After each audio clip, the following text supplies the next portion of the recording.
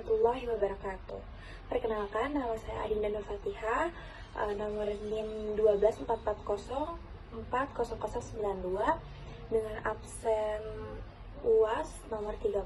Saya akan membacakan surat Al-Baqarah ayat 255 dan menjelaskan dua aspek yang ada di dalam surat Al-Baqarah. A'udzu billahi minasyaitonir rajim. Bismillahirrahmanirrahim. Allahu la ilaha illa huwal hayyul qayyum. La ta'khudhuhu sinatun wa la nawm. Lahu ma fis samawati wa ma fil ardh. Man dzalladzi yashfa'u indahu illa bi'idhnih. Ya'lamu ma baina aydihim wa ma khalfahum wa la yuhituna bi syai'in min ilmihi illa bima syaa'. Wasi'a kursiyyuhus samawati wal ardh wa la ya'uduhu hifdhuhuma wa huwal aliyyul 'azim. Yang artinya, Allah tidak ada Tuhan selain Dia, yang Maha Hidup lagi terus-menerus mengurus makhluknya. Dia tidak dilanda oleh kantuk dan tidak pula oleh tidur. Miliknya lah apa yang ada di langit dan apa yang ada di bumi. Tidak ada yang dapat memberi syafaat di sisinya tanpa izinnya. Dia mengetahui apa yang ada di hadapan mereka dan apa yang ada di belakang mereka.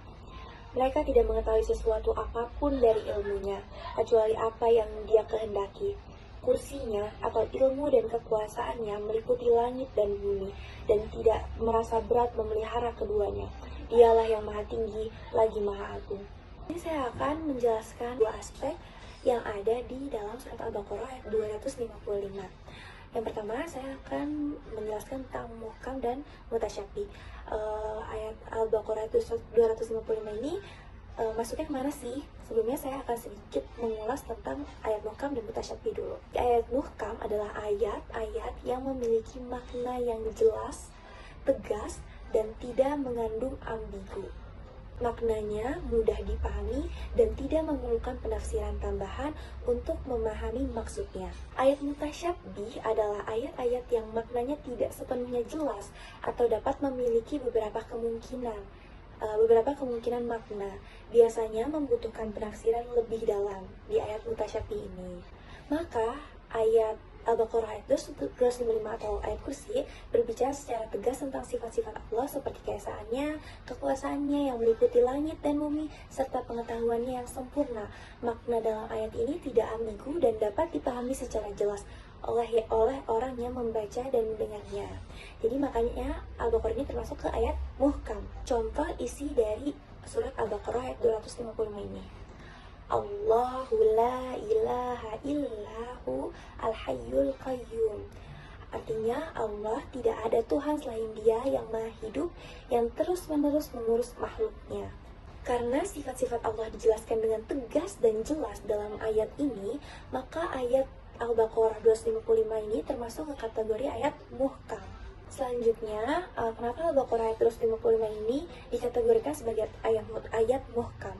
Karena memiliki karakteristik yang memenuhi kriteria muhkam. Apa sih kriteria muhkam itu? Yang pertama, makna yang jelas dan tegas. Ayat ini menjelaskan sifat-sifat Allah secara gamblang, tanpa adanya keraguan atau ambigu.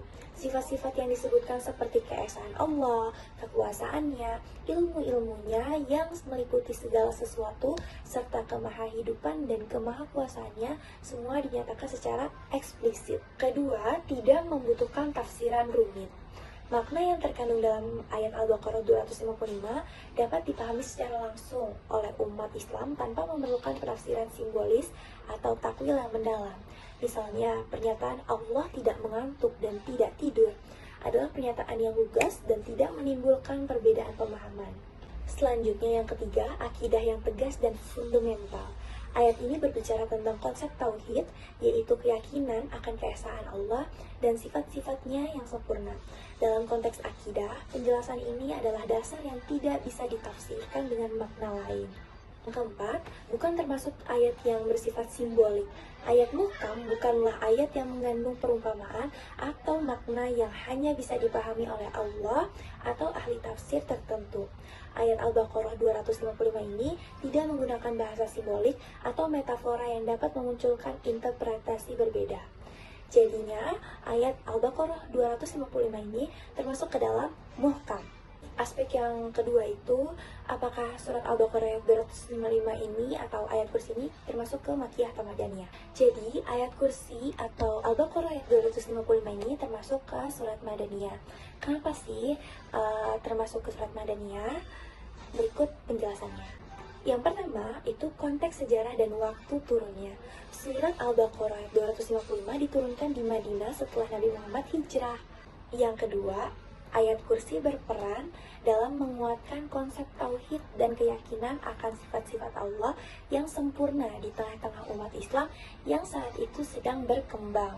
Yang ketiga, dilihat dari isi dan temanya. Ayat ini membahas tentang keesaan Allah dan kekuasaannya yang meliputi segala sesuatu, menekankan bahwa Allah adalah satu-satunya yang patut disembah. Selanjutnya, ada pembentukan landasan akidah masyarakat muslim. Ayat kursi memberikan penjelasan yang mendalam tentang sifat-sifat Allah, seperti kemahahidupan, kekuasaan, dan pengetahuannya yang sempurna. Ini penting untuk membentuk dasar keimanan yang kokoh bagi masyarakat muslim di Madinah. Selanjutnya, ada tujuan dan fungsi ayat Madaniyah. Ayat-ayat Madaniyah seringkali diturunkan untuk mengatur kehidupan masyarakat muslim dan memperkuat dasar-dasar agama mereka. Ayat kursi berfungsi sebagai pedoman akidah dan menjadi pengingat akan keagungan Allah dalam kehidupan bermasyarakat. Jadi kesimpulan yang bisa saya dapatkan, surat Al-Baqarah ayat 255 ini diturunkan di Madinah dan seluruh bagian dari surat ini termasuk ayat kursi memiliki karakteristik yang sesuai dengan periode Madaniyah. Maka Al-Baqarah ayat 255 ini termasuk ayat Madaniyah. Kesimpulan yang saya dapat, surat Al-Baqarah ayat 255 ini dia termasuk ke aspek muhkam dan aspek Madaniyah. Cukup sekian penjelasan tentang aspek surat Al-Baqarah ayat 255 yang bisa saya sampaikan. Mohon maaf jika penyampaiannya masih kurang. Wassalamualaikum warahmatullahi wabarakatuh.